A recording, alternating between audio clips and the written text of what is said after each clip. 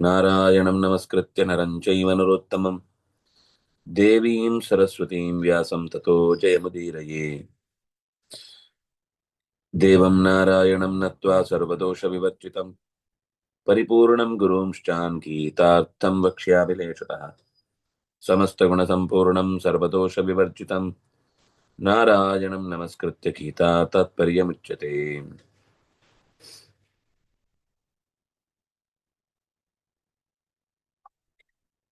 ಲಭತೆ ಚ ತತಃ ಕಾಮಾನ್ ಮಯೈವ ವಿಹಿತಾನ್ ಹಿತಾನ್ ಅಂತವತ್ತು ಫಲಂ ತೇಷಾಂ ತದ್ಭವತ್ಯಲ್ಪಚೇತಸಾಂ ದೇವಾನ್ ಯಜೋ ಯಾಂತಿ ಮದ್ಭಕ್ತ ಯಾಂತಿ ಮಾಮಪಿ. ಯಾವ ಶ್ರದ್ಧೆಯಿಂದ ಹುಟ್ಟಿ ಬಂದಿರ್ತಾನೋ, ಯಾವ ಮನೆತನದ ಪರಿಸರದಲ್ಲಿರ್ತಾನೋ, ಯಾವುದು ಅವನ ಸ್ವಭಾವಕ್ಕೆ ಸಹಜವಾದ ಶ್ರದ್ಧೆ ಆಗಿರುತ್ತೋ ಅದನ್ನೇ ನಾನು ಗಟ್ಟಿಗೊಳಿಸ್ತಾ ಹೋಗ್ತೇನೆ. ಅದರಲ್ಲಿ ವಿರುದ್ಧವಾಗಿದ್ರೆ ಅವನ ಸ್ವಭಾವಕ್ಕೆ ಪ್ರಾಧಾನ್ಯ ಕೊಡುವುದಾದ್ರಿಂದ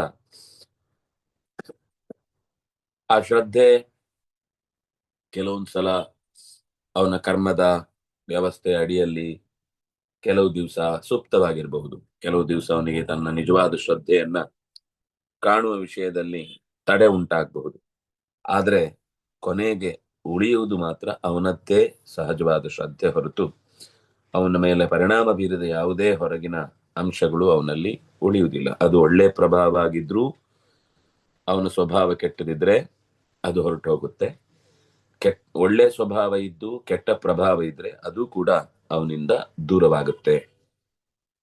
ಸತಯ ಶ್ರದ್ಧೆಯ ಯುಕ್ತ, ದೇವರನ್ನ ATM ಅಂತ ಭಾವಿಸಿ ಅವನು ತಕ್ಷಣಕ್ಕೆ ದುಡ್ಡು ಬೇಕು ಅನ್ನೋದಕ್ಕೋಸ್ಕರ ಅಷ್ಟೇ ರೀತಿಯಲ್ಲಿ ಶ್ರದ್ಧೆ ಮಾಡ್ತಾ ಇದ್ದಾನೆ ಅಂದ್ರೆ ಅವನಿಗೆ ಅಷ್ಟೇ ಕೊಟ್ಟು ಅಲ್ಲಿಗೆ ಮುಗಿಸ್ಬಿಡುತ್ತಾನೆ. ಆದ್ರೆ ದೇವರನ್ನ ಅವನು ಯೋಚನೆ ಮಾಡದೆ ಇನ್ಯಾವುದೋ ದೇವತೆಗಳನ್ನ ಯೋಚನೆ ಮಾಡಿದ್ರೆ ಅಲ್ಲಿಂದಲೂ ದೇವರೇ ಕೊಡ್ತಾನೆ. ದೇವರನ್ನು ಉಪಾಸನೆ ಮಾಡಿದ್ರೂ ದೇವರೇ ಕೊಡುದು, ಉಳಿದ ದೇವತೆಗಳಲ್ಲಿ ಉಪಾಸನೆ ಮಾಡಿದ್ರು ಉಳಿದ ದೇವತೆಗಳನ್ನೇ ಪ್ರಧಾನ ಅಂತ ಚಿಂತಿಸಿ ಉಪಾಸನೆ ಮಾಡಿದ್ರು ಅಲ್ಲಿ ಫಲ ಕೊಡುವುದು ದೇವರೇ. ಮಯೈವ ವಿಹಿತಾನ್ ಹಿತಾನ್, ನಾನೇ ಅವುಗಳಲ್ಲಿ ನಿಂತು, ದೇವತೆಗಳಿರ್ಬೋದು, ಪಿಶಾಚಿಗಳಿರ್ಬೋದು, ಯಕ್ಷರಿರ್ಬೋದು, ಕಿನ್ನರಿರ್ಬೋದು, ಒಂದು ಕಂಬ ಗೋಡೆ, ಅವ್ರು ಯಾವ ಶಕ್ತಿಯನ್ನ ಆವಾಹನೆ ಮಾಡಿ ಫಲವನ್ನ ಪಡೀತಾರೆ ಅಂದ್ರು ಅಲ್ಲಿ ನೀಡುವವನು ನಾನೇ. ಆದ್ರೆ ಒಂದು, ನನ್ನ ಎಚ್ಚರ ಇಲ್ಲದೆ ಉಳಿದ ದೇವತಾ ಶಕ್ತಿಯೋ ರಾಕ್ಷಸ ಶಕ್ತಿಯೋ ಯಕ್ಷ ಶಕ್ತಿಯೋ ಯಾವುದೋ ಒಂದರಿಂದ ಫಲವನ್ನ ಪಡೀತಾನಲ್ವಾ, ಆ ಫಲ ಮಾತ್ರ ಅಂತವತ್, ಅದು ಕೊನೆ ಉಳ್ಳದ್ದಾಗುತ್ತೆ. ಅದು ಶಾಶ್ವತ ಫಲ ಅಲ್ಲ. ತದ್ಭವತ್ಯಲ್ಪ ಚೇತಸಾಂ, ಕಡಿಮೆ ಬುದ್ಧಿಯುಳ್ಳಂತಹ ಮಂದಿ ಬಹಳ ಬುದ್ಧಿ ಇದೆ ಅಂತ ಭಾವಿಸಿ ಇಂತಹ ಫಲಗಳನ್ನ ಪಡೆಯುವಲ್ಲಿ ಶ್ರಮ ಹಾಕ್ತಾರೆ. ಆದ್ರೆ ಆ ಶ್ರಮ ವ್ಯರ್ಥ ಆಗುತ್ತೆ. ಅಲ್ಪಚೇತಸ್ಗಳಿಗೆ ಆ ಫಲ ಅಂತವತ್, ಕೊನೆ ಉಳ್ಳದ್ದಾಗಿರುತ್ತೆ. ಅವರಿಗೆ ಎಲ್ಲ ರೀತಿಯ ಜೀವನದ ಮೇಲ್ನೋಟದ ಫಲಗಳು ಸಿಕ್ಕಿದ್ರೂ ಕೂಡ ಆಂತರಂಗಿಕವಾಗಿ ಬೇಕಾದಂತಹ ದಾರಿ ಮುಚ್ಚಿ ಹೋಗುತ್ತೆ. ಹಾಗಾದ್ರೆ ಏನು? ದೇವಾನ್ ದೇವಯಜೋ ಯಾಂತಿ, ದೇವತೆಗಳೇ ಪ್ರಧಾನ ಅಂತ ಭಾವಿಸಿದವರು ದೇವತೆಗಳ ಲೋಕಕ್ಕೆ ಹೋಗ್ತಾರೆ. ಮದ್ಭಕ್ತ ಯಾಂತಿ ಮಾಮಪಿ, ನನ್ನನ್ನೇ ಪ್ರಧಾನ ಅಂತ ಭಾವಿಸಿದವರು ನನ್ನ ಹತ್ರ ಬಂದು ಸೇರ್ತಾನೆ. ಆದ್ರೆ ನನ್ನ ಹತ್ತಿರ ಬಂದ ಭಕ್ತರಿಗೆ, ನನ್ನನ್ನೇ ಪ್ರಧಾನ ಅಂತ ಚಿಂತಿಸಿ ಬಂದ ಭಕ್ತರಿಗೆ, ಬಹಳ ಜನ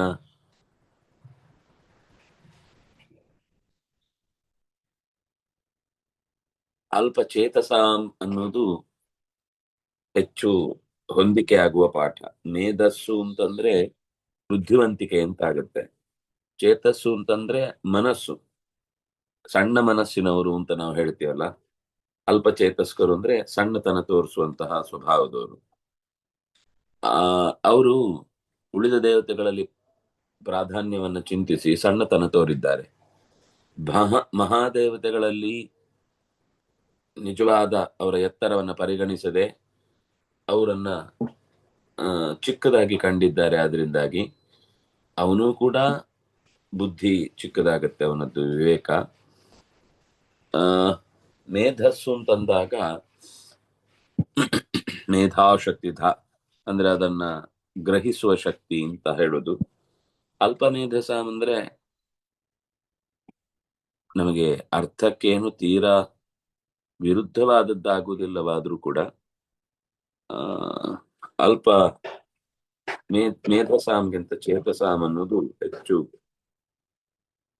ಬಳಕೆಯಲ್ಲಿರುವ ಪಾಠ, ಹೊಂದುವ ಪಾಠ ಅಂತ ಇಷ್ಟು ಹೇಳ್ಬೋದು. ಇದಕ್ಕಿಂತ ಬೇರೆ ಏನಾದ್ರೂ ಇದ್ರೆ ನೋಡ್ಬೇಕು, ಇದಕ್ಕೆ ವಿವರಣೆ ಏನಾದ್ರು ಯಾರಾದ್ರೂ ಮಾಡಿದ್ದಾರ ಅಂತ. ಆದ್ರೆ ಹೆಚ್ಚು ಕಮ್ಮಿ ಅದು ಮುಖ್ಯವಾಗಿ ಯಾವಾಗ್ಲೂ ಅಲ್ಪಚೇತಸ್ಕರು ಅಂತ ಬೈಯುವುದು ಹೊರತು ಅಲ್ಪ ಮೇಧಸರು ಅಂತ ಬೈಯುವುದು ಕಮ್ಮಿ. ಮೇಧಸ್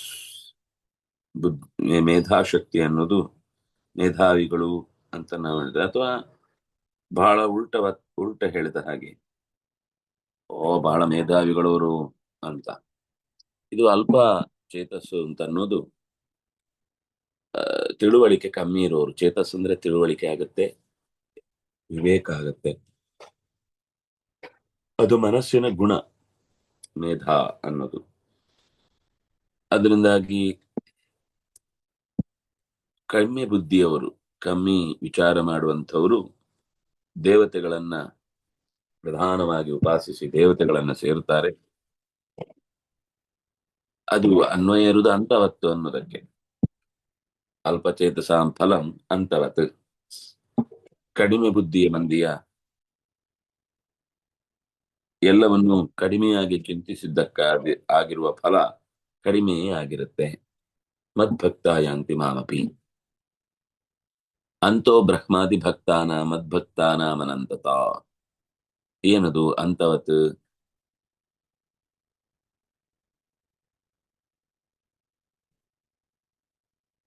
ಅಂತ ಅಂದ್ರೆ ಕೊನೆ ಉಳ್ಳದ್ದು ಅಂತ. ಅಂತಹ ಅಂದ್ರೆ ಬ್ರಹ್ಮಾದಿ ಭಕ್ತಾನಾಂ ಅಂತಹ. ಬ್ರಹ್ಮಾದಿ ಭಕ್ತಾನಾಂ ಅವರು ಪಡೆಯುವಂತಹ ಫಲವು ಕೊನೆ ಉಳ್ಳದ್ದು.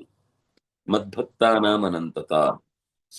ಆದ್ರೆ ನನ್ನಲ್ಲಿ ಪ್ರಾಧಾನ್ಯವನ್ನ ಗಮನಿಸಿ ಉಳಿದವರಲ್ಲಿ ಪರಿವಾರತ ಚಿಂತನೆಯನ್ನ ಮಾಡಿದ್ದಾಗಿದ್ರೆ ಅವರಿಗೆ ಅನಂತ ಫಲ ಅನ್ನೋದು ಸಿಗುತ್ತೆ.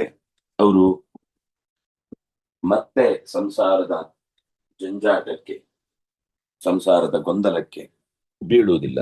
ಇಲ್ಲಿಯ ಅವ್ಯವಸ್ಥೆಗೆ ಬಲಿಯಾಗುವುದಿಲ್ಲ. ಅದು ನಾರದೀಯ ಪುರಾಣದಲ್ಲಿ ಬಂದ ಮಾತನ್ನ ಆಚಾರ್ಯರು ಉಲ್ಲೇಖ ಮಾಡಿದ್ರು. ಯಾಕಂದ್ರೆ ಯಾಕೆ ಹಾಗೆ ಬ್ರಹ್ಮಾದಿ ದೇವತೆಗಳು ಕೊಟ್ಟ ಫಲ ಅನ್ನೋದು ಕೊನೆಯಾಗತ್ತೆ. ಈಗ ಹಿರಣ್ಯಕಶಿಪುವಿಗೆ ಬ್ರಹ್ಮದೇವರೇ ವರ ಕೊಟ್ಟಿದ್ದು, ಅದರದ್ದು ಕೊನೆ ಆಯ್ತು. ಅನೇಕ ರಾಕ್ಷಸರಿಗೆ ರುದ್ರದೇವನು ವರ ಕೊಟ್ಟಿದ್ದಾನೆ, ಆದ್ರೆ ಅದೆಲ್ಲವೂ ನಾಶವಾಯಿತು. ಆದ್ರೆ ಪರಮಾತ್ಮನ ಅನುಗ್ರಹದ ಜೊತೆಗೆ ಯಾರಾದ್ರೂ ವರ ಕೊಟ್ರೆ ಅದು ಫಲಿಸುತ್ತೆ. ಯಾಕಂದ್ರೆ ದೇವರ ವರವು ಅದರ ಜೊತೆಗಿರುತ್ತೆ ಅಂತ. ಈಗ ನಚಿಕೇತನಿಗೆ ಯಮ ಭಗವದ್ ಜ್ಞಾನದ ಕುರಿತಾದ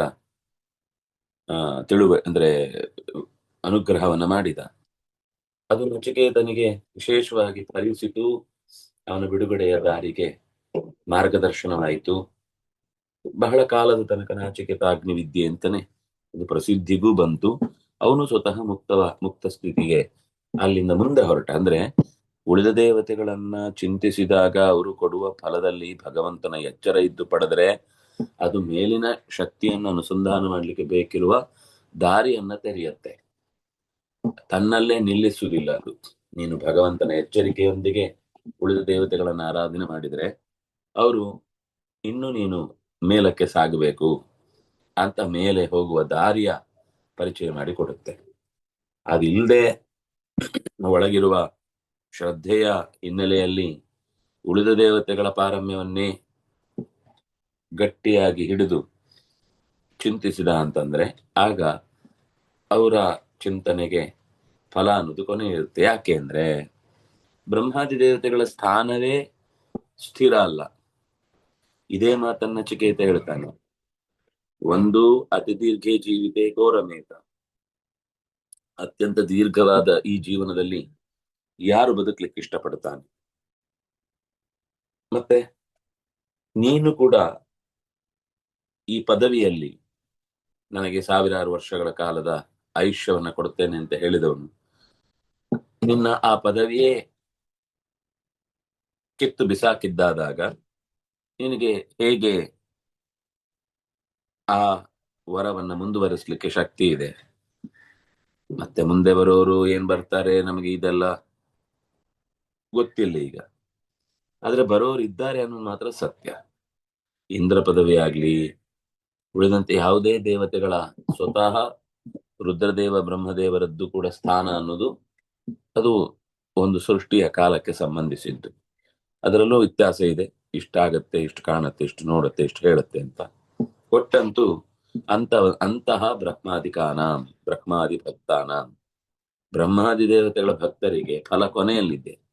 ಕೊನೆಗೆ ಅಂದ್ರೆ ಕೊನೆಗೊಳ್ಳುತ್ತೆ ಆ ಫಲದ ಅನುಭವ. ಯಾಕೆಂದ್ರೆ ಅವರೇ ನಿಶ್ಚಿತ ತತ್ವಗಳಲ್ಲ. ಆದ್ರಿಂದ ಅಂದ್ರೆ ನಿರಂತರ ತನ್ನ ಸ್ಥಾನದಲ್ಲಿ ಭದ್ರಗೊಂಡಿರುವಂತಹ ವ್ಯಕ್ತಿಗಳಲ್ಲ. ಆದ್ರಿಂದ ಅವರು ಕೊಡುವ ಫಲದಲ್ಲೂ ಕೂಡ ಅವರ ಸ್ಥಾನದಲ್ಲಿ ಇರುವ ತನಕದ ಹೊರಗಿನ ಆಶ್ರಯವನ್ನು ಮಾತ್ರ ನೀಡಬಲ್ಲರು. ಆದ್ದರಿಂದ ಬಹಳ ಮುಖ್ಯವಾಗಿ ನಮ್ಮ ಬದುಕಿಗೆ ಸಂಬಂಧಪಟ್ಟಂತಹ ಶ್ರೇಯಸ್ಸನ್ನ ಬಯಸುವಂತಹ ಆಲೋಚನೆ ಇದ್ರೆ ನಾವು ಭಗವಂತನನ್ನ, ನಾರಾಯಣನನ್ನ ಪರತತ್ವ ಅಂತ ಭಾವಿಸಿ ಅವನಲ್ಲಿ ಶರಣಾಗತರಾದಾಗ, ಉಳಿದ ದೇವತೆಗಳನ್ನ ಭಗವಂತನ ಪರಿವಾರ ಅಂತ ಚಿಂತಿಸಿದಾಗ, ಆ ಪರಿವಾರದಲ್ಲಿ ಭಗವಂತನಿಗೆ ಅವರು ಕೂಡ ಭಕ್ತರಾಗಿ ನಡೆಯುತ್ತಾ ಇದ್ದಾರೆ, ಅವರು ಕೂಡ ತಾವೇನ್ ಮಾಡ್ತೇವೋ ಅದೆಲ್ಲವೂ ಭಗವಂತನ ಅನುಗ್ರಹದಿಂದ ಅಂತ ನಂಬಿ ಮಾಡ್ತಾರೆ. ಅದರಿಂದಾಗಿ ನಮ್ಮ ಇಂದ್ರಿಯಗಳಲ್ಲೂ ಕೂಡ ದೇವತೆಗಳು ನೆಲೆಸಿರ್ತಾರೆ. ಆ ದೇವತೆಗಳಲ್ಲಿ ಭಗವಂತ ನೆಲೆಸಿರ್ತಾನೆ. ಕೇವಲ ದೇವರೇ ಅಥವಾ ದೇವತೆಗಳೇ ಬಂದು ನೇರವಾಗಿ ನಮಗೆ ಎಲ್ಲ ಚಟುವಟಿಕೆಯನ್ನ, ಕೈಂಕರ್ಯವನ್ನ ಮಾಡಿಕೊಟ್ಟು ಹೋಗುದಿಲ್ಲ. ಎಷ್ಟೇ ದೊಡ್ಡ ಭಕ್ತರಾದ್ರೂ ಕೂಡ ನಮ್ಮ ಕೈಯಲ್ಲಿ ನಿಂತು ಕೈಗೆ ಪ್ರಚೋದನೆ ಕೊಡ್ತಾರೆ, ಕಾಲಲ್ಲಿ ನಿಂತು ಕಾಲಿಗೆ ಪ್ರಚೋದನೆ ಕೊಡ್ತಾರೆ. ಅದರೊಳಗಿರುವ ಭಗವಂತ ಅವರನ್ನ ಕಾಲನ್ನು ಪ್ರಚೋದಿಸುವಂತ ಅವರನ್ನು ಪ್ರಚೋದಿಸ್ತಾನೆ. ಹಾಗಾಗಿ ಎಲ್ಲ ದೇವರೇ ಮಾಡ್ತಾನೆ ಅಂತ ಕೈ ಕಟ್ಟಿ ಕೂತಾಗ ನಮ್ಗೆ ಯಾಕೆ ಊಟ ಹೊಟ್ಟೆಗೆ ಸೇರಲ್ಲ ಅಂತಂದ್ರೆ, ಕೈಯಲ್ಲಿರುವಂತಹ ದೇವತೆಗಳಿಗೆ ನಾವು ಅವ್ರು ಇರುದೇ ಅದನ್ನ ಕಲಸಿ ನಮ್ಮ ಹೊಟ್ಟೆ ತುಂಬಿಸ್ಲಿಕ್ಕೋಸ್ಕರ. ನಾವು ಆ ಇಂದ್ರಿಯಗಳನ್ನ ಉಪಯೋಗಿಸದೆ ದೇವರೇ ಮಾಡ್ಲಿ ಅಂದ್ರೆ ದೇವರು ಮಾಡಲ್ಲ. ಆ ಇಂದ್ರಿಯಗಳನ್ನು ಉಪಯೋಗಿಸಿದಾಗ ಆ ಇಂದ್ರಿಯಗಳಲ್ಲಿ ನೆಲೆಸಿದಂತಹ ದೇವತಾ ಶಕ್ತಿಗಳು, ಭಗವತ್ ಶಕ್ತಿ ನಮಗೆ ತಾವೇ ಕೆಲವೊಂದು ಸರ್ತಿ ನಮ್ಗೆ ಆಗುದಿಲ್ಲ ಅಂತ ಅನ್ಸಿದ್ದೆಲ್ಲ ಪ್ರಯತ್ನ ಮಾಡಿದ ಒಂದೇ ಕಾರಣಕ್ಕೆ, ಪ್ರಾಮಾಣಿಕವಾದ ಹೋರಾಟದ ಫಲವಾಗಿ ಅವನು ಅದರ ಒಳ್ಳೆಯ ಅನುಭವವನ್ನು ಪಡೀತಾನೆ. ಆದ್ರಿಂದಾಗಿ ಮದ್ಭಕ್ತಾನಾಂ ಅನಂತತ, ನನ್ನ ಭಕ್ತರಿಗೆ ಪಡೆಯುವ ಭಕ್ತರಿಗೆ ಸಿಗುವ ಫಲ ಅದು ಕೊನೆಯೇ ಇಲ್ಲದ್ದು. ಮುಕ್ತಶ್ಚಕಾಂ ಗತಿಂ ಗಚ್ಚೇತ್ ಮೋಕ್ಷಶ್ಚೈವ ಕಿಮಾತ್ಮಕ ಇತ್ಯಾದೇಹ ಪರಿಹಾರ ಸಂದರ್ಭಾಚ್ಚ ಮೋಕ್ಷ ಧರ್ಮೇಶು.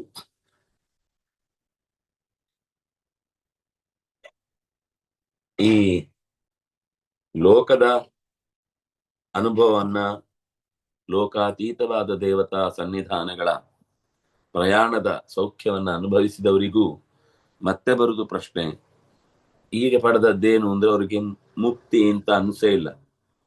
ಅಲ್ಲಿಯೂ ಯಥಾ ಪ್ರಕಾರ ಎಲ್ಲ ಲೋಕದ ಅನುಭವಗಳಿಗೆ ಸುಖ ಹೆಚ್ಚಿದೆ ಅಷ್ಟೇ ಬಿಟ್ರೆ, ಅಲ್ಲೂ ಕೂಡ ಸ್ವರ್ಗದಿಂದ ಬೀಳ್ತೇನೆ ಅನ್ನುವ ಭಯ ಇದೆ. ಪುಣ್ಯ ಖಾಲಿ ಆಯಿತು ಅಂತಂದ್ರೆ ನಾವಿಲ್ಲಿ ಇರ್ಲಿಕ್ಕೆ ಆಗುದಿಲ್ಲ ಅನ್ನುವ ಬೇಸರ ಇರುತ್ತೆ. ಆದ್ರಿಂದ ಅದು ಮುಕ್ತಿ ಅಲ್ವೇ ಅಲ್ಲ. ಮುಕ್ತಿ ಅಂದ್ರೆ ನೈಜ ಸುಖಾನುಭೂತಿ, ತನ್ನ ನಿಜವಾದ ಹೊರಗಿನ ವಸ್ತುಗಳ ಅಪೇಕ್ಷೆ ಇಲ್ಲದ ಸುಖ ಅನ್ನೋದು ನಿಜವಾದ ಮುಕ್ತಿ ಸುಖ. ಮತ್ತೆ ಕಳ್ಕೊಳ್ಳಿಕ್ಕಿಲ್ಲದ ಸುಖ. ಮುಕ್ತಶ್ಚ ಕಾಂ ಗತಿಂ ಗಚ್ಚೇತ್, ಈ ಸಂಸಾರದ ಗತಿಯಿಂದ ತಪ್ಪಿಸಿಕೊಂಡಂತಹ ಮಂದಿ, ಸಂಸಾರ ಅಂದ್ರೆ ಉಳಿದ ಎಲ್ಲ ಲೋಕಗಳ ವಾಸ್ತವ್ಯವೂ ಕೂಡ ಸಂಸಾರವೇ. ಚತುರ್ಮುಖನು ಒಂದರ್ಥದಲ್ಲಿ ಸಂಸಾರದ ಕೊನೆಯಲ್ಲೇ ಇರುವುದು. ಆದ್ರೆ ಅವನು ಬಿಟ್ಟು ಹೋಗ್ಲಿಕ್ಕಾಗಲ್ಲ, ಎಲ್ಲರನ್ನ ಜೊತೆ ಕರ್ಕೊಂಡು ಹೋಗ್ಬೇಕಾಗತ್ತೆ. ಅವನು ಎಲ್ಲಿಗೆ ಹೋಗ್ತಾನೆ ಮುಕ್ತನಾದ ಮೇಲೆ? ಅಥವಾ ಯಾರೇ ಮುಕ್ತರಾದವರು ಕಾಂಗತಿಂ ಗಚ್ಚೇತ್ ಮೋಕ್ಷಶ್ಚೈವ ಕಿಮಾತ್ಮಕಃ. ಅದಕ್ಕೆ ಬ್ರಹ್ಮಾದಿ ದೇವತೆಗಳ ವರದಲದಿಂದ ಪಡೆದಂತದ್ದೆಲ್ಲವೂ ಕೂಡ ನಷ್ಟವಾಗುತ್ತೆ. ನಾರಾಯಣನಿಂದ ಪಡೆದ ಫಲ ಅದು ಅನಂತ ಫಲವನ್ನ ಕೊಡುತ್ತೆ. ಮೋಕ್ಷಶ್ಚೈವ ಕಿಮಾತ್ಮಕ, ಅಲ್ಲಿಯ ಸ್ವರೂಪ ಏನು?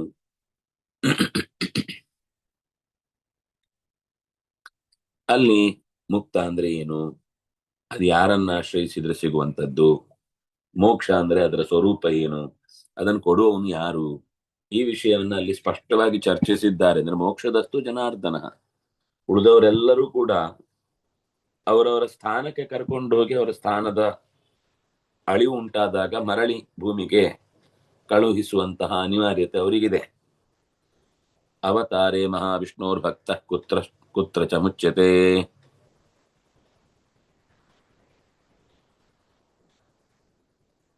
ಇತ್ಯಾದೇಶ್ಚ ಬ್ರಹ್ಮ ವೈವರ್ತೆ. ಮಹಾವಿಷ್ಣೋ ಅವತಾರೇ ಭಕ್ತ ಕುತ್ರ ಚ ಮುಚ್ಯತೆ. ಮಹಾವಿಷ್ಣು ನಾರಾಯಣನ ಅವತಾರ ಸಂದರ್ಭ ಇಲ್ಲಿ ಭೂಮಿಯಲ್ಲಿ ಆದಾಗ ಭಕ್ತನಾದವನು, ಭಕ್ತ ಸ್ಥಿತಿಯಲ್ಲಿದ್ದವನು ಕುತ್ರ ಚ ಮುಚ್ಯತೆ, ಎಲ್ಲಿ ಅವನು ಬಿಡುಗಡೆಯನ್ನು ಹೊಂದುತ್ತಾನೆ, ಅಲ್ಲಿ ಯಾರಿಲ್ವಾ ಅಂತನ್ನುವ ಪ್ರಶ್ನೆ ಬಂದ ಹಿನ್ನೆಲೆ ನೋಡ್ಬೇಕು. ಆ ಶ್ಲೋಕದ ಹಿಂದೆ ಮುಂದೆ ಗಮನಿಸಬೇಕು. ಒಟ್ಟಂತೂ ಅದರ ಭಾವ ಇರುವಂಥದ್ದು ಅವನಿಗೆ ಬಿಡುಗಡೆಯ ದಾರಿಯನ್ನ ಕೊಟ್ಟ ಮೇಲೆ ಮತ್ತೆ ಆ ಬಿಡುಗಡೆ ಅನ್ನುವುದಕ್ಕೆ ಮತ್ತೊಮ್ಮೆ ಬಿಡುಗಡೆ ಅಂತಿಲ್ಲ. ಜೈಲಿನಿಂದ ಬಿಡುಗಡೆ ಅಂತಿರ್ಬೋದು ಹೊರತು ಮೋಕ್ಷದಿಂದ ಕಷ್ಟಪಟ್ಟು ಇಷ್ಟು ಕಾಲ ಬದುಕಿದ್ದಾನೆ ಅವನಿಗೆ ಬಿಡುಗಡೆ ಅಂತ ಮೋಕ್ಷದಿಂದ ಬಿಡುಗಡೆಯ ಬಗ್ಗೆ ಮಾತಿಲ್ಲ, ಕತೆ ಇಲ್ಲ ಅಂತ ಇದು ಬ್ರಹ್ಮವೈವರ್ತದಲ್ಲಿ ಬಂದ ಮಾತು. ಮುಂದೋಗೋಣ. ಇದು ನಾವು ನೋಡಿ ಆಗಿದೆ. ಅವ್ಯಕ್ತಂ ವ್ಯಕ್ತಿಮಾಪನ್ನಂ ಮನ್ಯಂತೆ ಮಾಮ ಬುದ್ಧಯ ಪರಂಭಾವಮಜಾನಂತೋ ಮಮ ಮಮಾವ್ಯಯಮನುತ್ತಮ. ಇಷ್ಟು ಸ್ಪಷ್ಟ ಹೇಳಿದಾನೆ. ಅವ್ಯಕ್ತಂ ವ್ಯಕ್ತಿಮಾಪನ್ನಂ ಮನ್ಯಂತೆ ಮಾಮ ಬುದ್ಧಯ. ಅಬುದ್ಧಯ ಬುದ್ಧಿ ಇಲ್ಲದವರು, ಇಲ್ಲದೆ ಇದ್ದದ್ದು ಕಾಣಿಸಿತು ಅನ್ನುವ ಹಾಗೆ ನನ್ನ ಬಗ್ಗೆ ಎಷ್ಟೋ ದಿವಸ ನಾನಿರ್ಲಿಲ್ಲ, ಈಗ ಅವರಿಗೆ ನನ್ನ ಸ್ಥಾನದ ಪರಿಚಯ ಆಗಿ ನಾನು ಲೋಕದಲ್ಲಿ ಕಾರ್ಯಭಾರ ಮಾಡ್ತಾ ಇದ್ದೇನೆ. ಕೊನೆ ಇಲ್ಲದ, ನನ್ನಕ್ಕಿಂತ ಹೆಚ್ಚಿನದ್ದಲ್ಲದ, ಹೆಚ್ಚಿನದ್ದು ಅಂತ ಒಂದು ಇಲ್ಲದ ನನ್ನ ಮಹಿಮೆಯನ್ನು, ಅಂದ್ರೆ ಅದರ ಎತ್ತರ, ಗರಿಮೆ, ಅಂದ್ರೆ ಗೌರವಕ್ಕೆ ಕಾರಣವಾಗುವಂತಹ ಗುಣಗಳು, ಇಂಥದ್ದೆಲ್ಲವನ್ನು ತಿಳಿಯದ ಅಬುದ್ಧಯ ಬುದ್ಧಿಹೀನ, ಅವ್ಯಕ್ತಂ ಯಾವತ್ತೂ ಶರೀರದಿಂದ ವ್ಯಕ್ತವಾಗದ ನನ್ನನ್ನು ವ್ಯಕ್ತಿಮಾಪನ್ನಂ ನನಗೆ ಶರೀರ ಇದೆ ಅಂತ ಭಾವಿಸಿ ಹಾಗೆ ಎಲ್ಲ ಕಡೆ ಪ್ರಚಾರ ಮಾಡ್ತಾರೆ, ತಾವು ಹಾಗೆ ತಿಳ್ಕೊಳ್ತಾರೆ. ಅಜಾನಂತಹ ಪರಂಭಾವಂ ಅಜಾನಂತಹ, ನನ್ನ ಉನ್ನತಿಕೆ ಈ ಶರೀರಕ್ಕಿಂತ ಆಚೆ ಇದ್ದು, ಸತ್ವರಜಸ್ತಮಸ್ಸಿಗಿಂತ ಮೀರಿದ್ದು, ತ್ರಿಗುಣಾತೀತ, ನಿಸ್ತ್ರೈಗುಣ್ಯ ಅನ್ನುವ ಈ ಅಂಶದ ಬಗ್ಗೆ ಗಮನಿಸದೆ, ಪರಂಭಾವಂ ಅಜಾನಂತಹ ಉತ್ತಮವಾದ ಎತ್ತರವಾದ ಗತಿಯನ್ನ ಸರಿಯಾಗಿ ಅರಿತುಕೊಳ್ಳದೆ, ಮಮ ಅವ್ಯಯಂ ಅನುತ್ತಮಂ ಗತಿಂ, ನನ್ನ ಅತ್ಯಂತ ಹೆಚ್ಚಿನ ಗುಣಗಳಾದ ತಿಳಿವು, ಆನಂದ ಅನ್ನುವಂತಹ ವ್ಯವಸ್ಥೆಗೆ ಕೊನೆ ಇಲ್ಲ ಅನ್ನುವುದನ್ನ, ಇದಕ್ಕಿಂತ ಉತ್ತಮವಾದದ್ದು ಮತ್ತೊಂದಿಲ್ಲ ಅಂತ ತಿಳಿಯದ ಮಂದಿ, ಮಮ ಅವ್ಯಯಂ ಅನುತ್ತಮಂ ಪರಂಭಾವಂ ಅಜಾನಂತಹ ಅಬುದ್ಧಯ ಮಾಂ ಅವ್ಯಕ್ತಂ ವ್ಯಕ್ತಿಮಾಪನ್ನಂ ಮನ್ಯಂತೆ.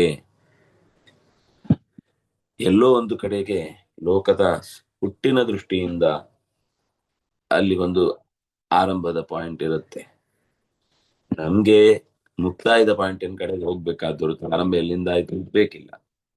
ಆದ್ರೂ ಕುತೂಹಲದಿಂದ ಕೆಲವೊಮ್ಮೆ ಅಂತದ್ದನ್ನ ಹುಡುಕಿದಾಗ ಲೋಕದಲ್ಲಿ ಅದಕ್ಕೆ ಸಂಬಂಧಪಟ್ಟ ಒಂದು ತಾರ್ಕಿಕ ಅಂತ್ಯ, ಕೊನೆ ಕಾಣಬಹುದು. ಇದು ಇಷ್ಟೇ ಕಾರಣಕ್ಕೋಸ್ಕರ ನಡೆದದ್ದು ಅಂತ. ಆದ್ರೆ ಅದಿಲ್ಲದೆ ಲೋಕದ ಭಗವಂತನ ಬಗೆಗಿನ ತಿಳಿವನ್ನ ತಿಳಿದು ಇಷ್ಟೇ ಇರುವುದು ದೇವರು ಅಂದ್ರೆ ಅಂತ ಹೀಗೆ ಭಾವಿಸಿ ಹೊರಡುತ್ತಾನೆ ಅಂದ್ರೆ ಅವನು ಅನುತ್ತಮವಾದ ಅವ್ಯಯವಾದ ಅಜಾನಂತಹ ಏನ ಪರಂಭಾವಂ ಭಗವಂತನ ಎತ್ತರವನ್ನ ತಿಳಿದೇ ಇರುವ ತಿಳಿಯದೇ ಇರುವಂತಹ ಮಂದಿ ಮತ್ತೆ ಉಸಿರು ಹಿಡ್ಕೊಂಡು ಮುಂದೋಗ್ಲಿಕ್ಕಾಗಲ್ಲ. ಅಲ್ಲಿಗೆ ಅವರ ಬದುಕು ಕೊನೆಯಾಗುತ್ತೆ. ಕೋ ವಿಶೇಷ ಸ್ತವಾನ್ಯೇಭ್ಯ ಇತ್ಯತಃ ಆಹ ಅವ್ಯಕ್ತಂ ತವ ಅನ್ಯೇನ. ಕೋ ವಿಶೇಷಸ್ತವ ಅನ್ಯೇನ, ಅನ್ಯ ಅಂದ್ರೆ ಜೀವ, ಪರಾವಲಂಬಿ. ಅನನ್ಯ ಅಂದ್ರೆ ಸ್ವಾವಲಂಬಿ. ಇದು ತುಂಬಾ ಪ್ರಸಿದ್ಧ ಲೋಕದಲ್ಲಿ. ಅವ್ರು ಬೇರೆಯವರು ಅಂದ್ರೆ ಇವ್ರು ಬೇರೆಯವರಲ್ವಾ, ಇವ್ರು ಬೇರೆಯವರು ಆದ್ರೆ ನನ್ನ ವಲಯದಲ್ಲಿದ್ದಾರೆ. ಅವರು ನನ್ನ ವರ್ಗದಲ್ಲಿ ಸೇರಿದವರಲ್ಲ, ಅವರದ್ದು ಟಿಕೆಟ್ ನಾನ್ ತಗೊಳಲ್ಲ, ನೀವೇ ತಗೊಳ್ಬೇಕು ಬಸ್ಸಲ್ಲಿ. ಇವರೆಲ್ಲ ನನ್ನವರು. ಹಾ ಹೌದೌದೌದು ಅಂತ. ಅವರು ನನ್ನವರಲ್ಲ. ಅಲ್ಲ, ಅದನ್ನ ಆರಂಭದಲ್ಲಿ ಹೇಳುವಾಗ ಎಲ್ಲರೂ ಒಬ್ರಿಗಿಂತ ಒಬ್ರು ಭಿನ್ನ ಅಂತ ಗೊತ್ತಾಗಿದ್ರು ಕೂಡ ಅಲ್ಲಿ ಆ ರೀತಿಯಾದ ಒಂದು ಪ್ರಕ್ರಿಯೆಯನ್ನ ಹೇಳುವ ಉದ್ದೇಶ ಏನು ಅಂದ್ರೆ, ಉಳಿದ ದೇವತೆಗಳಿಗಿಂತ ಅಥವಾ ಉಳಿದ ಜೀವರಾಶಿಗಳಿಗಿಂತ ಅವನು ಅತ್ಯಂತ ಪರಂ ಶ್ರೇಷ್ಠವಾದವನು ಅಂತ ತಿಳಿಸುವುದಕ್ಕೋಸ್ಕರನೇ ಈ ಪದ್ಯದ ಅವತರಣಿಕೆ ಆಯಿತು. ಅವ್ಯಕ್ತಂ ವ್ಯಕ್ತಿಮಾಪನ್ನಂ ಮನ್ಯಂತೆ ಮಾಮ ಬುದ್ಧಯ ಪರಂಭಾವಮಜಾನಂತೋ ಮಮ ತೇಜೋಂಶ ಸಂಭವಂ ಮಮಾವ್ಯಯಮನುತ್ತಮಂ. ಕಾರ್ಯದೇಹಾದಿ ವರ್ಜಿತಂ. ಅವ್ಯಕ್ತಂ ಅಂದ್ರೆ ಕಾರ್ಯದೇಹಾದಿ ವರ್ಜಿತಂ. ನಾನು ವಸ್ತುತಃ ಶರೀರದಿಂದ ಹುಟ್ಟಿ ಬರುವನಲ್ಲ. ಆದ್ರೆ ವ್ಯಕ್ತಿಮಾಪನ್ನಂ ತದ್ವಾನ್ ಇವ ಪ್ರತೀಯಸೆ ಇತ್ಯತ ಆಹ ವ್ಯಕ್ತಿಮಾಪನ್ನ. ತದ್ವಾನ್ ಅಂತಂದ್ರೆ ಹಿಂದೆ ಹೇಳಿದ ಕಾರ್ಯ ದೇಹಾದಿ ವರ್ಜಿತಂ, ವರ್ಜಿತನಾದ ಭಗವಂತ ಕಾರ್ಯದೇಹಾದಿ ವಾನ್, ದೇಹಾದಿಮಾನ್. ಚಟುವಟಿಕೆ ಇದೆ, ದೇಹ ಇದೆ. ಚಟುವಟಿಕೆ ಅಂದ್ರೆ ದುಃಖ, ಬೇಸ ಅನ್ನೋದು, ಕಿರಿಕಿರಿ, ಒತ್ತಡ, ನಮ್ಮ ಇವತ್ತಿನ ಜೀವನದ ಜಂಜಾಟದಲ್ಲಿ ಏನೆಲ್ಲ ಟೆನ್ಷನ್ಗಳನ್ನು ನೋಡುತ್ತೇವೆ ಅದು ಅವನಿಗೂ ಕೂಡ ಇರ್ಬೇಕಿತ್ತು. ತದ್ವಾನ್ ಪ್ರತೀಯಸೆ. ಹಾಗೆಂತ ಕಾಣ್ತಾರೆ ದಡ್ರು, ಹಾಗೆ ಅಂತಾನೆ ಅವನನ್ನು ಉಪಾಸನೆ ಮಾಡುತ್ತಾರೆ. ಹಾಗೇನೆ ಅವನಿಗೆ ಲೋಕದಲ್ಲಿ ಊಟ ಮಾಡಿಸುವುದೇನು, ಚಳಿ ಆಯಿತು ಅಂತ ಹೊದಿಸುವುದೇನು ಇತ್ಯಾದಿಗಳನ್ನೆಲ್ಲ ಭಗವಂತನಿಗೆ ಕಷ್ಟ ಆಗ್ಬಾರ್ದು, ನಮಕ್ಕಿಂತ ಅವನನ್ನ ಹೆಚ್ಚು ಚೆನ್ನಾಗಿ ನೋಡ್ಕೊಳ್ಬೇಕು ಅಂತನ್ನುವ ಭಾವದಿಂದ ನಿರೂಪಣೆ ಮಾಡ್ತಾರೆ. ಆದ್ರೆ ಭಗವಂತನ ಪ್ರಜ್ಞೆ ಇಲ್ಲದೆ ಏನೇ ಈ ಚಿಂತನೆಗಳು ಬಂದರೂ ಕೂಡ ಅದು ಅವನನ್ನ ಬಂಧಿಸುವುದಕ್ಕೆ ಕಾರಣವಾಗುತ್ತೆ ಹೊರತು ಎತ್ತರಿಸುವುದಕ್ಕೆ ಕಾರಣ ಆಗುತ್ತೆ. ನಮ್ಮಲ್ಲಿ ಎಷ್ಟೇ ಭಕ್ತಿಯಿಂದ ಭಗವಂತನನ್ನ ನಾವು ಕಾಣುವ ಭರದಲ್ಲಿ ಲೋಕದ ವ್ಯಕ್ತಿಯಂತೆ ನಾವು ಅವನನ್ನ ಪ್ರೀತಿಸಿದ್ರೆ ಆಮೇಲೆ ಎಲ್ಲವೂ ಎಡವಟ್ರಾಯ. ತದ್ವಾನಿವ ಪ್ರತೀಯಸೆ ಇತ್ಯತಃ ಅವ್ಯಕ್ತಂ ವ್ಯಕ್ತಿಮಾಪನ್ನಂ.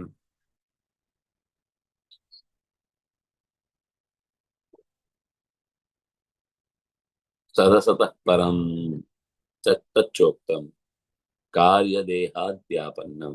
ಅಂದ್ರೆ ವ್ಯಕ್ತಿಂ ಅಂತಂದ್ರೆ ಕಾರ್ಯದೇಹಾದ್ಯಾಪನ್ನಂ, ಕಾರ್ಯದೇಹಗಳಿಲ್ಲದ ವರ್ಜಿತನಾದ ಭಗವಂತನನ್ನ ವ್ಯಕ್ತಿಂ, ಆ ದೇಹಾದಿ ಅಭಿವ್ಯಕ್ತಿ ಉಳ್ಳವನು ಅಂತ ಚಿಂತಿಸಿದ್ದರ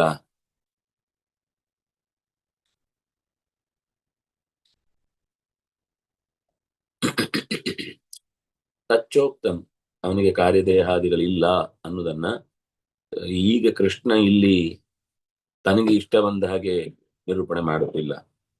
ಅವನನ್ನ ಪರಿಚಯಿಸುವಾಗಲೇ ಪರಂಭಾವಂ ಅಂತ ಹೇಳುವಾಗ ಸತಸತ ಪರಂ, ಕಣ್ಣಿಗೆ ಕಾಣುವ ಮತ್ತು ಕಾಣದ ವಸ್ತುಗಳಿಂದ ಮೀರಿದವನು, ಮಣ್ಣು ನೀರು ಬೆಂಕಿ ಆಕಾಶ ಭೂಮಿಗಳಂತಹ ಪಂಚಭೂತಗಳಲ್ಲಿ ಎಲ್ಲ ಮಿಶ್ರಣವಾದ ಬಳಿಕವೂ ಕೂಡ ಅದರಲ್ಲಿ ಎಂತೆಂಥ ಅದ್ಭುತವಾದ ಚಟುವಟಿಕೆಗಳು ನಡೆಯುತ್ತವೆ ಅಂತಂದ್ರೂ ಕೂಡ ಅದಕ್ಕಿಂತ ಅತ್ಯಂತ ಶ್ರೇಷ್ಠವಾದದ್ದು ಅವನ ತಲೆಗೆ ಏಟು ಬಿದ್ದ ಅಂದ್ರೆ ರಾಕ್ಷಸರು ಕೆಲವೊಂದು ಸರ್ತಿ ಭಗವಂತನನ್ನು ವಿರೋಧಿಸಿ ಹೊಡಿಲಿಕ್ಕೆ ಬರ್ತಾರೆ. ಅವರ ಪೆಟ್ಟೆ ಅವರಿಗೆ ಬೀಳುದುಂಟು. ಯಾಕೆಂದ್ರೆ ಅದು ಸತ್ ಮತ್ತು ಅಸತ್ಯನಿಂದ ಹುಟ್ಟಿದ ಶರೀರ. ಆದ್ರೆ ಪರಮಾತ್ಮನ ಮೇಲೆ ಅಂತ ಪ್ರಯೋಗ ಮಾಡ್ಲಿಕ್ಕೆ ಬರ್ತಾರೆ. ಆದ್ರೆ ಆ ಶರೀರ ಅಂತ ಅನ್ನೋದು ಈಗ ಭಗದತ್ತ ಎಸೆದ ಅಪರೂಪದ ಬಾಣ ಅವನಿಗೆ ಹೂಮಾಲೆ ಆಯ್ತು. ಆದ್ರೆ ಭಗವಂತ ಎಸೆದ ಸಣ್ಣ ಹುಲ್ಲು ಕಡ್ಡಿಯೂ ಕೂಡ ಅಂಥವರ ಪ್ರಾಣ ತೆಗಿಲಿಕ್ಕೆ ಸಮರ್ಥವಾಗಿರುತ್ತೆ. ಅದು ಕೂಡ ಲಾಜಿಕಲಿ ಆಗುತ್ತೆ. ಸುಮ್ಮನೆ ಮಿರಾಕಲ್ ಕಟ್ಟಿ ಸಣ್ಣ ಹುಲ್ಲಿನಿಂದಲೇ ಒಬ್ಬನನ್ನ ಸಾಯಿಸಿದೆ ಅಂತ ಅನ್ನೋದು ತೀರಾ ಅಸಂಗತ ಸಂಗತಿ ಇರ್ಬೋದು. ಆದ್ರೆ ಭಗವಂತ ತನ್ನ ಆ ನಂತರದ ಚಟುವಟಿಕೆಯಿಂದ ಬಂದ ರೂಪದ ಬಗೆಗೆ ಬಹಳ ವಿಶಿಷ್ಟವಾದ ವ್ಯಕ್ತಿತ್ವ ಹೊಂದಿದವನಾಗಿರ್ತಾನೆ. ಸದಸತಃ ಪರಂ, ಲೋಕದಲ್ಲಿರುವ ಸತ್ ಮತ್ತೆ ಅಸತ್ತಿಗೆ ಮೀರಿ ನಿಂತಹ ವ್ಯಕ್ತಿತ್ವ ಭಗವಂತನದ್ದು. ನತಸ್ಯ ಕಾರ್ಯಂ, ಅವನಿಗೆ ವ್ಯಕ್ತಿಗತವಾಗಿ ಏನು ಕೂಡ ಆಗ್ಬೇಕಾದಿರಲ್ಲ.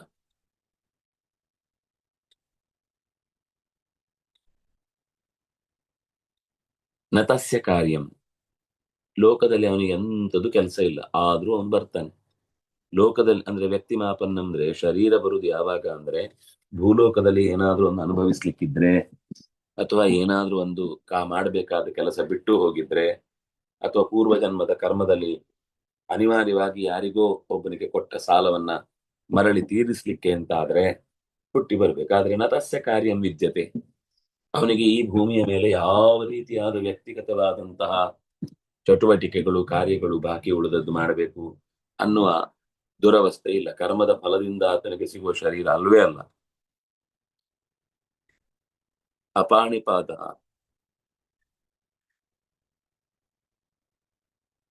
ಅಪಾಣಿಪಾದ ಅನ್ನೋದು ತುಂಬಾ ಕಡೆ ಬಂದಿದೆ.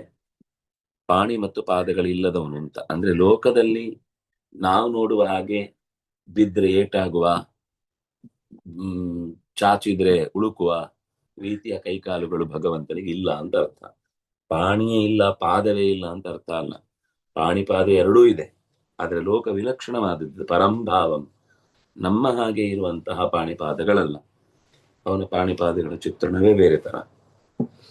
ಆನಂದ ದೇಹಂ ಪುರುಷಂ ಮನ್ಯತೆ ಗೌಣದೇಹಿಕಂ, ಆನಂದ ದೇಹಂ ಪುರುಷಂ, ಆನಂದವೇ ಮೈವೆತ್ತು ಬಂದ ಪುರುಷನಾಗಿ ಭಗವಂತನಿದ್ರೆ ಅವನನ್ನ ಗೌಣದೇಹಿಕಂ ಮಿತಿ ಮನ್ಯಂತೆ.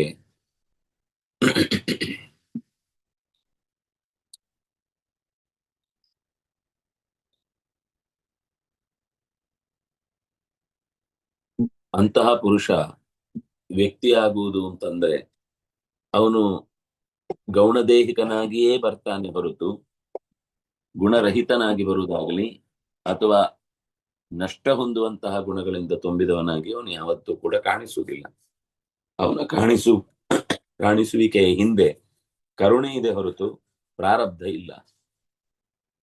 ಆನಂದ ದೇಹಂ ಪುರುಷಂ ಮನ್ಯಂತೆ ಗೌಣದೇಹಿಕಂ, ಗುಣ ಅಂದ್ರೆ ಜ್ಞಾನ, ಆನಂದ, ಬಲ, ಐಶ್ವರ್ಯ, ವೀರ್ಯ ಇತ್ಯಾದಿ ಗುಣಗಳೇ ಶರೀರವಾಗಿ ಇದೆ ಅನ್ನುವುದನ್ನ ಜ್ಞಾನಿಗಳು ವೇದಗಳು ಭಗವಂತನ ಕುರಿತಾದ ಹೆಗ್ಗಳಿಕೆಯ ಮಾತನ್ನ ಹೀಗೆ ಅಭಿವ್ಯಕ್ತಿಪಡಿಸಿವೆ ಅನ್ನೋದು ಅಲ್ಲಿ ಬಂದ ವಿಶೇಷ. ಭಾವಂ ಯಥಾರ್ಥಂ, ಪರಂಭಾವಂ ಅಂದ್ರೆ ಯಥಾರ್ಥವಾಗಿ ಭಗವಂತ ಈ ಎಲ್ಲದಕ್ಕಿಂತ ಮಿಗಿಲು. ಸುಮ್ನೆ ಈಗ ಮಾತ್ರ ತೋರಿಸ್ಲಿಕ್ಕೆ ಮಾತ್ರ ದೇವ್ರು ದೊಡ್ಡ ಒಂಥರ ಕಾಣಿಸ್ತಾನೆ, ಆಮೇಲೆ ಎಲ್ಲಾ ಪುಡಿ ಮಾಡಿ ಒಟ್ಟಾಗಿ ತಾನು ಕೂಡ ಅದ್ರ ಜೊತೆಯಾಗಿ ಎಲ್ಲೋ ಕಳೆದು ಹೋಗ್ತಾನೆ ಅನ್ನೋ ರೀತಿ ನಾವು ಕಲ್ಪಿಸಿಕೊಂಡ್ರೆ ಅದು ತಪ್ಪು. ಯಥಾರ್ಥ ಭಾವವನ್ನ ಅಜಾನಂತಹ, ನಿಜವಾದ ಕಣ್ಣಿಗೆ ಹಾಕಿದಂತಹ ಅಂಜನದಿಂದ ಕೆಲವೊಮ್ಮೆ ಕೆಲವು ಸಂಗತಿಗಳು ಗೊತ್ತಾಗುತ್ತೆ. ಅದ್ರದ್ದು ಎಲ್ರಿಗೂ ಹಾಗೆ ನೋಡ್ಲಿಕ್ಕೆ ಬರಲ್ಲ. ಯಥಾರ್ಥ ಯಾವುದು ಅಯಥಾರ್ಥ ಯಾವುದು ಅಂತ ಕೆಲವೊಮ್ಮೆ ಅಂತ ಉಪಾಸನೆಗಳೇ ತಪ್ಪಾದಾಗ ತಪ್ಪೇ ಕಾಣುವ ಸಾಧ್ಯತೆ ಇದೆ. ಆದ್ರೆ ಯಥಾರ್ಥ ಭಾವ ಕಾಣ್ಲಿಕ್ಕೆ ಅವನಿಗೆ ಯಾವ ಇಂದ್ರಜಾಲಿಕ ವಿದ್ಯೆಯೂ ಬೇಡ, ಅಥವಾ ಅವನಿಗೆ ಇನ್ಯಾವುದು ಭೂಭಾಗ ಕುಸಿದು ಸತ್ಯ ಗೊತ್ತಾಗಬೇಕಾಗಿಲ್ಲ. ಹೇಗಿದೆಯೋ ಜಗತ್ತು ಹಾಗೇ ಒಪ್ಪಿಕೊಂಡ್ರೆ ಅಲ್ಲಿರುವ ಸಂಗತಿಗಳು ತಾನಾಗಿಯೇ ತೆರ್ಕೊಳ್ತಾ ಹೋಗುತ್ತೆ. ತಥಾ ಅಬ್ರವೀಚ, ಅದನ್ನೇ ಬಿಡಿಸಿ ಹೇಳಿದ್ದು. ಯಾತಾ ತಥ್ಯಂ ಅಜಾನಂತಃ ಪರಂ ಸತ್ಯಂ ವಿಮೋಹಿತಾ ಇತ್ಯಾದಿ. ಅಲ್ಲಿ ಅಜಾನಂತಹ ಅಂತ ಬಂತು. ಮಮ ಭಾವಂ ಅಜಾನಂತಹ. ಏನ್ ಅಜಾನಂತಹ? ಯಾಥಾ ತಥ್ಯಂ ಭಾವಂ ಅಜಾನಂತಹ ಪರಂ ಭಾವಂ. ಎಲ್ಲಿಂದ ಅರ್ಥ ಹೇಳಿದ್ರಿ? ಭಾವಂ ಅಂದ್ರೆ ಯಥಾರ್ಥಮಂತ ಅನ್ನೋದಕ್ಕೆ ಬೇರೆ ಪ್ರಸಂಗವನ್ನ ನೆನಪಿಸಿ ಯಾಥಾತಥ್ಯಂ ಅಜಾನಂತಹ, ಇಲ್ಲಿ ಪರಂಭಾವಂ ಅನ್ನುವುದಕ್ಕೆ ಯಥಾರ್ಥವಾದ ಸಂಗತಿಯನ್ನ ತಿಳಿಯದಂತಹ ಪರಂ ತಸ್ಯ ವಿಮೋಹಿತಾ, ಅವನ ವಿಷಯದಲ್ಲಿ ಪೆದ್ದರು ಚೆನ್ನಾಗಿ ಮೋಹಕ್ಕೊಳಗಾಗಿದ್ದಾರೆ. ಅವರಿಗೆ ದೇವರಿಗೆ ಏನು ಬಲ ಇಲ್ಲ ಅಂತ ಅನ್ಸ್ಬಿಡುತ್ತೆ. ಏನೋ ಅರ್ಜೆಂಟ್ ಅಲ್ಲಿ ಕೆಲಸ ಮಾಡಿದ ಅದು ಆಗೋಯ್ತು ಹೊರತು ನಿಜವಾಗಿ ಅವನ ತಾಕತ್ತಲ್ಲ ಅಂತ ಹೀಗೆಲ್ಲ ಒಳ್ಳೆ ವಿಷಯದಲ್ಲಿ, ದೊಡ್ಡ ಕಣ್ಣಿಗೆ ಕಂಡ ವಿಷಯದಲ್ಲಿ ವಿರುದ್ಧವಾಗಿ ಚಿಂತಿಸ್ತಾರೆ. ಯಾವುದು ಕಂಡಿಲ್ವೋ ಅದ್ರ ವಿಷಯದಲ್ಲಿ ಭಾರಿ ಅಥೆಂಟಿಕ್ ಆಗಿ ಲೋಕದಲ್ಲಿ ಕೆಲವು ಕಾರ್ಯಭಾರಗಳನ್ನು ನಡೆಸ್ತಾರೆ. ಆದ್ರೆ ಅದು ಬಹಳ ಕಾಲ ಬಾಳುವುದಿಲ್ಲ. ಯಾಕೆಂದ್ರೆ ಅದು ಡೂಪ್ಲಿಕೇಟ್. ವೇಷ ಹಾಕಿದ ಎಷ್ಟು ದಿವಸ ಇರುತ್ತೆ, ಯಾವುದು ಸಹಜವೋ ಅದು ಮಾತ್ರ ಉಳಿಯತ್ತೆ. ಹಾಗಾಗಿ ವಿಮೋಹಕ್ಕೆ ಒಳಗಾದಂತ ವಿಮೋಹಕ್ಕೆ ಒಳಗಾಗ್ಲಿಕ್ಕೆ ಕಾರಣ ಅವರ ಆಯುಷ್ಯದ ಸಣ್ಣತನ ಗೊತ್ತಿಲ್ಲ, ತಮಗೆ ಅರಿವಿನ ಮೂಲ ಏನು ಅಂತ ಗೊತ್ತಿಲ್ಲ, ಅದರಿಂದಾಗಿ ಮೋಹಕ್ಕೆ ಒಳಗಾಗ್ತಾರೆ ಅನ್ನೋದು ಇಷ್ಟು ಆ ಪದ್ಯದ ಭಾವ. ಮತ್ತೆ ನಾಳೆ ನಾಹಂ ಪ್ರಕಾಶ ಸರ್ವಸ್ಯ ಅಲ್ಲಿಂದ ಅದರ ಅರ್ಥಾನುಸಂಧಾನವನ್ನು ಮಾಡೋಣ. ಶ್ರೀ ಹರಿಪ್ರಿಯತಾಂ ಶ್ರೀ ಕೃಷ್ಣ ಅರ್ಪಿತಂ ಅಷ್ಟು. ನಾಳೆ ಇಲ್ಲ, ನಾಳಿದ್ದು. ಸರಿ. ವಿಷ್ಣು ಪುರಾಣದಲ್ಲಿ ಇದೆ. ಸರಿ.